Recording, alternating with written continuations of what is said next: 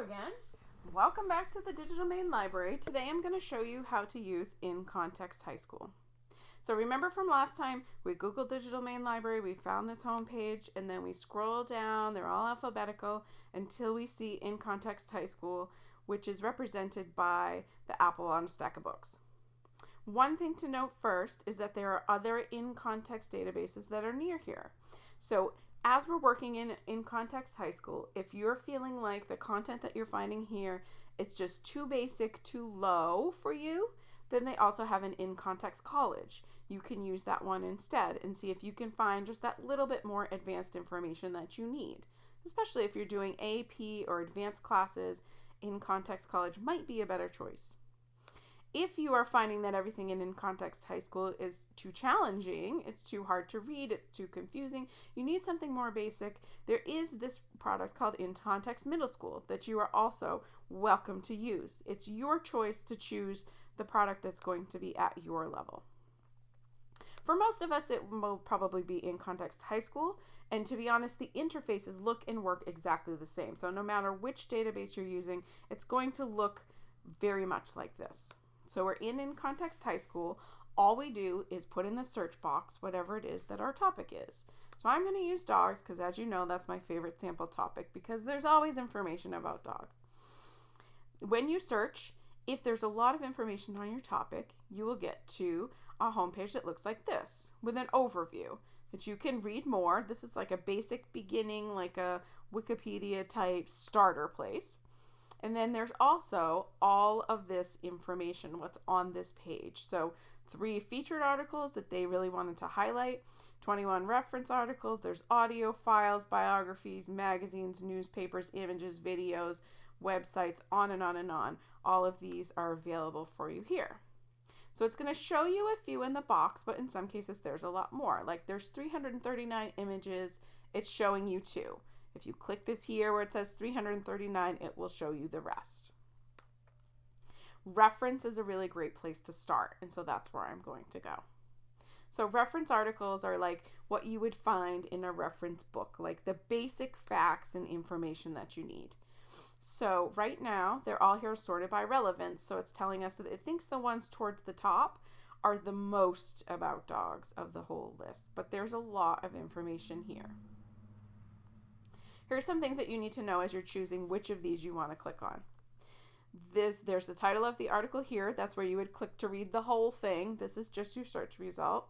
It tells you the source that this information came from. It tells you if it's a topic overview or if it's some different type of article. It tells you a Lexile level, which is a reading level. It's not super important that you pay attention to that unless you go into the article and it's way too hard or too easy. You can look at the numbers on the other ones and figure out what else you might like to read that might be of a better fit. And then there's a content level, which is a mixture of the Lexile, the reading level, like how hard are the words to read, but then also how complex do they go into the topic itself. So did they really go in depth finding out about the topic? So you can choose whichever one you think is right for you. You also can, especially in those cases where you have 300, 3,000 results, you can use this area to filter your results down. So if you're finding that you only want things that were published in a certain time period, you can filter by date. You can filter by subject if some of them aren't really about what you want and you want to narrow it down a little bit more. If you only want things out of a certain publication, if you only want things of a certain reading level, if you only want things of a certain content level, you can narrow all that down here. So if you read this article and it was just a little too hard for you, you can go over to content level and say, I want 1s, 2s, and 3s, and no more 4s, it was too hard. Or same if it was too easy, or same if it was just right. You can use these to help you make the database work for you and get you exactly what you need. So once you've chosen an article that you'd like to use, you just click on it, and it opens up the full article, shows you that same information here that we were just looking at. Now, the articles are not super fascinating looking, but their information is good and reliable and very trustworthy, which is why we use them. There are a couple of things that you can do on this page. You can change the size of the font. I always crank my font size up really big because it's easier on your eyes, and it also tricks your brain into thinking that something is easier to read that maybe isn't all that easy to read. If reading is something that you struggle with, but you still need the information, or it has a lot of words you're not sure how to pronounce, you can listen to it by clicking here. It will read it to you.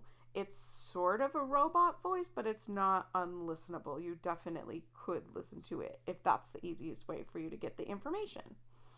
You can send it to Google Drive here, so then you can use all those Google Drive tools of highlight and notes and sharing with people to get it around. OneDrive if you have it, email, download, all available here. I prefer, especially on your Chromebooks, Google Drive to download, but it's your choice. Whatever works for you, go for it. You also can cite the article here. So your teacher's probably asking you to cite your sources, I hope.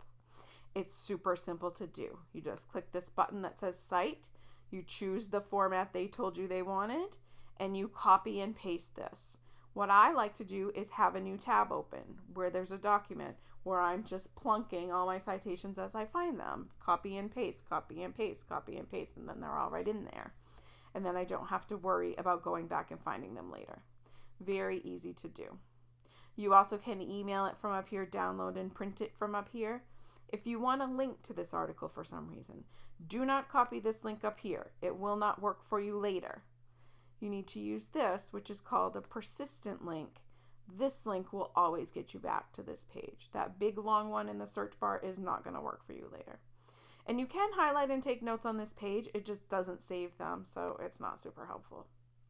The other thing you can do is send this to Google Classroom. That's this button here. Your teacher may also be sending this to Google Classroom for you to read. On the side is an Explorer, so there's more articles like this one. So thinking in Google terms, if I search this in Google, what are other articles that would come up? These are the different contents of the articles. So if you want to go straight to the domestic dogs, you can by clicking that. And then it also has related subjects over here. So if you said, this isn't quite what I wanted, I feel like it should be a little bit different, maybe domestication or canines is what I wanted instead. That is how you use the articles. And then once you're here, you can get back using these breadcrumbs at the top to the dog's main page or to the dog's reference book's main page. Now I want to show you one other type of page that you might find. Let's say you're looking for more specific information and they don't have a full page like this with the overview at the top. I just want to show you what it's going to look like. So I searched for Doberman instead.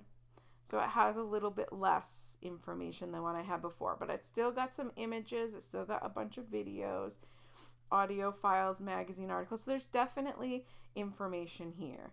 It works the exact same way. It just doesn't have that cool overview thing at the top. So it's definitely still usable. You've got all your filters over here.